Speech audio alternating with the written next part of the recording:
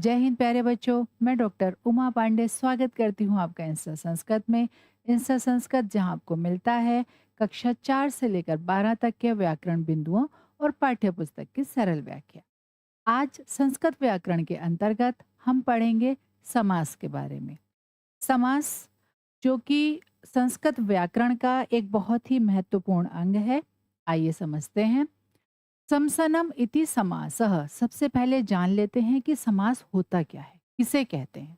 तो समसनम इति समासः अर्थात संक्षेपण, मतलब दो या दो से अधिक पदों में प्रयुक्त विभक्तियों समुच्चय बोधक च आदि को हटाकर एक पद बनाना। मतलब जब हम दो या दो से अधिक पदों की विभक्तियों को हटाकर उनका एक पद बना देते हैं तो हम उसको समास कहते हैं। अब ये समझ लेते हैं कि समास और संधि में अंतर क्या होता है, क्योंकि संधि में भी तो हम कुछ ऐसे ही करते हैं। दो शब्द होते हैं, उनको मिलाकर एक बना देते हैं। तो संधि और समास में अंतर ये होता है कि संधि हमेशा की जाती है वर्णों के बीच में।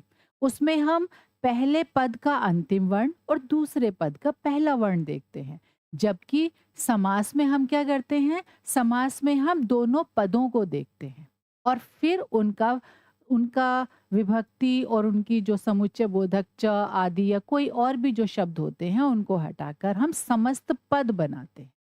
ठीक है, तो ये दोनों अंतर होते हैं। क्या? एक तो संधि में हम वर्णों को देखते हैं और समास में हम दोनों पदों को देखते हैं।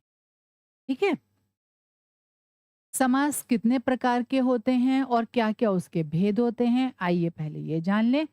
समास मुख्य रूप से 4 प्रकार के होते हैं। अव्ययीभाव समास, तत्पुरुष समास, द्वंद्व समास और बहुव्रीहि समास। मुख्य रूप से समास 4 प्रकार के होते हैं संस्कृत में। हिंदी में समासों की संख्या 6 मानी जाती है, लेकिन संस्कृत में 4 होते हैं और द्विगु समास और कर्मधारय समास जो होते हैं, ये तत्पुरुष समास के ही उपभेद माने जाते हैं। ठीक, तो यदि कभी कोई ऐसा सवाल आपके सामने आता है कि संस्कृत में समास कितने प्रकार के होते हैं, तो याद रखिएगा कि संस्कृत में समास 4 प्रकार के होते हैं। और कभी-कभी ये प्रश्न भी आ जाता है कि तत्पुरुष समास के भेद कौन-कौन से होते हैं, है ना? तो ये भी याद ध्यान रखिएगा कि तत्पुरुष समास के 2 भेद होते हैं मुख्य रूप से। न तत्पुरुष भी होता है, लेकिन वो तत्पुरुष के अंतर्गत ही आ जाता है। लेकिन जिनके नाम इनसे बिल्कुल अलग होते हैं। कौन-कौन से होते हैं? द्विगु समास और कर्मधारय समास। ठीक है? हुँ? आज हम अव्ययी भाव समास को विस्तार से पढ़ेंगे। ठीक? तो अव्ययी भाव समास, क्या परिभाषा है इसकी? पूर्व पदार्थ प्रधानो अव्ययीभाव समासः। अर्थात जिसमें पूर्व पद के अर्थ की प्रधानता हो, वहां पर अव्ययीभाव समास होता है। क्या? एक बार फिर से समझते हैं। अर्थात जिस समास का पहला पद प्रधान हो, पहला पद प्रधान हो या पहले पद का अर्थ प्रधान हो, एक ही बात है, उसे अव्ययीभाव समास कहते हैं। अब क्या और नियम है? इसमें अव्यय पदों का सुबंत पदों के साथ समास होता है। अव्यय पदों का सुबंत पदों के साथ समास होता है। ये सुबंत पद क्या होते हैं भाई? क्या होते हैं सुबंत पद? तो सुबंत पद वो होते हैं जिनमें सु ओ जस आदि प्रत्यय लगाकर रूप बनाया जाता है। अर्थात जो शब्द रूप होते हैं, संज्ञा, सर्वनाम, विशेषण आदि जो होते हैं, अर्थात क्रिया से भिन्न जो होते हैं रूप, उनको हम सुबंत पद कहते हैं। ठीक है, अगला नियम क्या है? पहला पद अव्यय होता है या अव्यय अव्यय के अंतर्गत क्या आता है? उपसर्ग या निपात। जो पहला पद है वो अव्यय मतलब उपसर्ग या निपात होता है। उपसर्ग, उपसर्ग तो याद ही होंगे ना आपको। प्र, प्रा, अब, सम, अनु, अव, निस, निर, दुस, दुर, वी, आंग, नी, अधि, अपि, प्रति, सु, उत, ये उपसर्ग हैं। और निपात क्या होते हैं? निपात वे शब्द होते हैं जो वाक्य पूर्ति में प्रयोग किए जाते हैं, जैसे नी, इति और उत, इस प्रकार के जो शब्द होते हैं उनको निपात कहते हैं। ठीक? अगर आपने निरुक्त तो थोड़ी सी पढ़ी होगी, आपके सामने कभी आया होगा, तो निपातों के विषय में जरूर पढ़ा होगा। हम्म। अब अगला नियम देखते हैं। समास होने पर समस्त पद अव्यय बन जाता है तथा नपुंसकलिंग में प्रयुक्त होता है। अब ये नहीं समझ में आया भाई कि अव्यय बन गया तो नपुंसकलिंग में कैसे प्रयोग होगा। बड़ी विकट समस्या ये तो देखिए होता क्या है, होता ये है कि जब समस्त पद बनाया जाता है, मतलब विग्रह के बाद जब विग्रह को समस्त पद के रूप में बनाया जाता है, तो उस वो जो पद होता है वो नपुंसकलिंग एक वचन में बनाया जाता है। नपुंसकलिंग प्रथमा विभक्ति एक वचन, उसमें वो रूप बना दिया जाता है। और उसके बाद वही वो जो पद बनता है वो प्रत्येक विभक्ति वचन लिंग में ऐसे ही प्रयोग होता है, फिर वो बदलता नहीं है, वो अव्यय के रूप में प्रयोग होता है। समझ आया क्या? ये समास होने पर जो समस्त पद होता है अव्ययी भाव समास का, वो नपुंसकलिंग एक वचन के रूप में बन जाता है। और उसके बाद वो जो नपुंसकलिंग प्रथमा एक वचन का रूप होता है वो अव्यय के रूप में प्रयोग होता है, मतलब फिर वो किसी के लिए भी बदलता नहीं है, किसी भी अर्थ में बदलता नहीं। प्रत्येक विभक्ति वचन और लिंग में वो समान रूप से प्रयोग किया जाता है। ठीक है, अब आ गया समझ में। हम्म। चलो आगे देखते हैं इसको। अब इसके उदाहरण देख लेते हैं और जो उपसर्गों का प्रयोग किया जाता है किन किन अर्थों में किया जाता है ये भी समझ लेते हैं। अनु अनु उपसर्ग का प्रयोग जो किया जाता है योग्य अर्थ में और पीछे के अर्थ में, दो अर्थों में किया जाता है। तो इसलिए जब भी आप इसके जब भी आप इसका समस्त पद बनाएं या जब भी आप इसका समास विग्रह करें तो ये जरूर एक बार अर्थ को समझने की कोशिश कर लें कि इसका जो प्रयोग है अनु अव्यय का जो प्रयोग है वो किस अर्थ में हो सकता है, पश्चात अर्थ में होगा या योग्य के अर्थ में होगा। ये कैसे पहचानेंगे आप? ये शब्द को देखकर उसके अर्थ को समझकर तब आप इसको पहचान सकते हैं। जैसे अनुरूपम, तो इसका विग्रह क्या होगा? रूपस्य योग्यम, अनुरूपम। और दूसरा क्या है? अनुरथम, रथस्य पश्चात। तो देखिए दोनों में अनु उपसर्ग का प्रयोग है, लेकिन दोनों का विग्रह क्या है? एक का योग्य अर्थ में है और एक का पश्चात अर्थ में है। अब हम इसका ये नहीं कर सकते ना, जैसे अनुरूपम का हम रूपस्य पश्चात नहीं कर सकते, कोई अर्थ ही नहीं बनेगा रूप के बाद। हुँ? तो हम क्या करेंगे, जब भी हमारे सामने ये शब्द आता है जैसे अनुरूपम या अनुरथम, तो इसका अर्थ समझने की कोशिश करेंगे, अर्थ को समझेंगे और उसके बाद उसका हम सही रूप से उसका समास विग्रह करेंगे। ठीक है?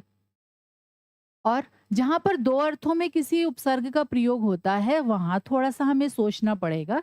जहाँ एक अर्थ में ही होता है वहाँ कोई समस्या नहीं होगी, वहाँ तो हम आसानी से उसका विग्रह कर पाएँगे। जैसे उप, तो उप का प्रयोग किस में होता है? समीप अर्थ में। क्या होगा? उपवृक्षम, वृक्षस्य समीपम, उपवृक्षम। और एक और उदाहरण, उपगंगम, गंगायाः समीपम, उपगंगम। अब इसी तरह से सह, सह के योग में क्या होता है? सह किस लिए प्रयोग होता है? सह प्रयोग होता है साथ और सदृश के अर्थ में। जैसे सचित्रम, चित्रेण सहितम सचित्रम। और सवर्णम, वर्णेन सदृशम, वर्ण के जैसा। तो यहाँ पर सचित्रम का प्रयोग हुआ साथ के लिए और सवर्णम का प्रयोग हुआ सदृश के लिए। ठीक, इस अंतर को समझकर फिर आप इसको याद कर लेना। अब आगे देखते हैं। प्रति, प्रति का प्रयोग होता है प्रत्येक अर्थ में। जैसे प्रतिग्रामम, तो क्या विग्रह होगा? ग्रामम ग्रामम प्रति, प्रतिग्रामम। ठीक है। और यथा, यथा का प्रयोग अनुसार के अर्थ में। यथा समयम अर्थात समयम अनतिक्रम्य, अर्थात समय का उल्लंघन ना करके। तो इसका मतलब यथा समय, समय के अनुसार, है ना?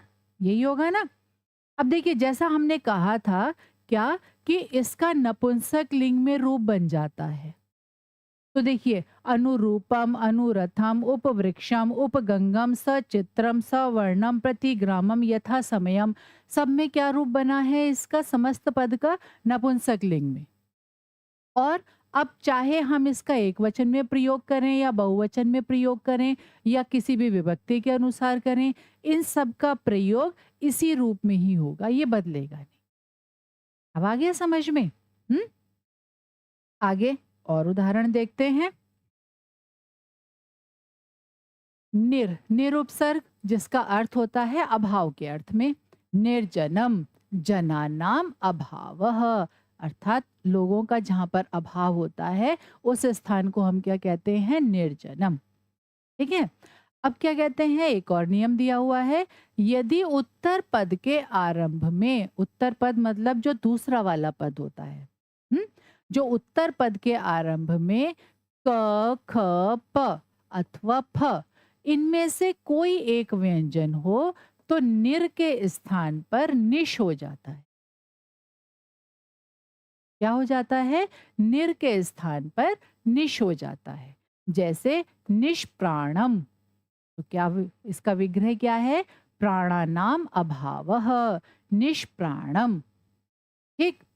फिर समृद्धि, समृद्धि समृद्धि के अर्थ में प्रयोग किया जाता है। सुमद्रम, मद्राणाम समृद्धि। ठीक है। अधि, अधि का प्रयोग किस में होता है? सप्तमी के अर्थ में। जैसे अधिहरि, तो इसका विग्रह क्या होगा? अधौ हरि, अधिहरि। ठीक है। अत्यय, अत्यय का प्रयोग नष्ट होने के अर्थ में होता है। जैसे अति हिमम, हिमस्य अत्यय, अति हिमम। ठीक। व्यरिद्धि, व्यरिद्धि अर्थात दुर्गति के अर्थ में। जैसे दुर्यवनम, यवनानाम व्यरिद्धि, यवनों की दुर्गति। और आ उपसर्ग का प्रयोग भी किस में होता है? तक अर्थ में या पर्यंत अर्थ में। कैसे? देखिए आमरणम अर्थात मृत्यु पर्यंतम, आमरणम।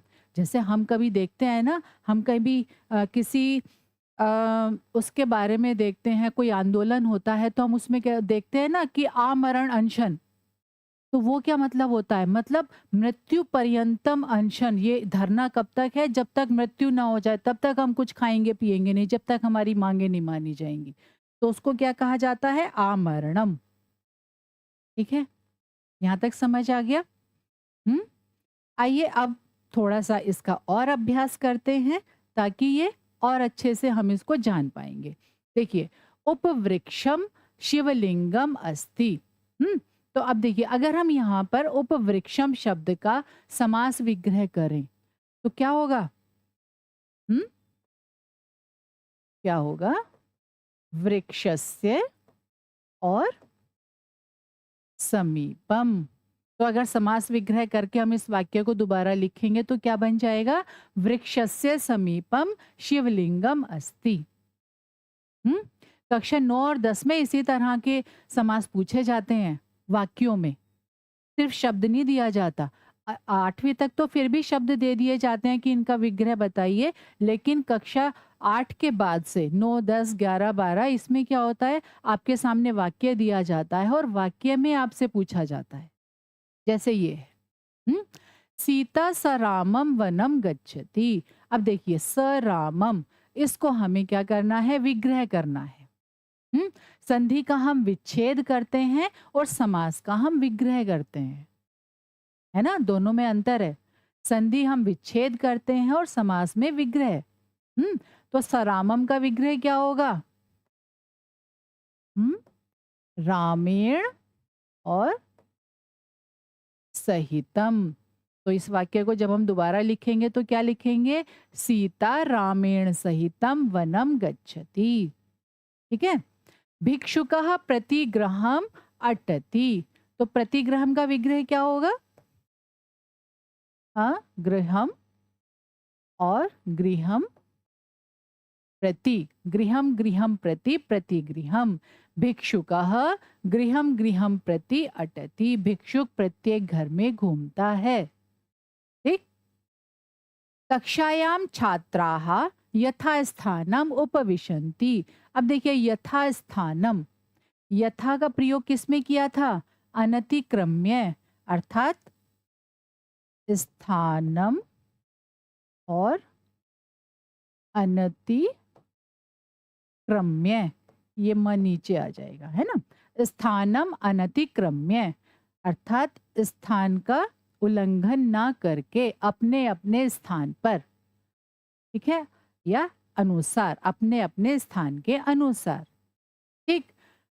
उसके बाद अगला वाक्य है कृषकाः अनुवृष्टि बीजानि वपन्ति। जो कृषक हैं, अब देखिए मैंने कहा था कि अनु के अर्थ में जब आपके सामने समस्त पद आएगा तो आपको उसके अर्थ के अनुसार उसका विग्रह करना है, उसके अर्थ को समझकर। अनुवृष्टि बीजानि वपन्ति, अब देखिए बारिश में तो कोई बीज नहीं बोया जा सकता, तो क्या होगा? बारिश के बाद ही भी बोया जाएगा, है ना। तो क्या होगा इसका? अनुवृष्टि का वृष्टि पश्चात, तो यहाँ पर क्या होगा? पश्चात अर्थ में अनु का प्रयोग हो जाएगा। कृषकाः वृष्टि पश्चात बीजानि वपन्ति। ठीक, समझ आया?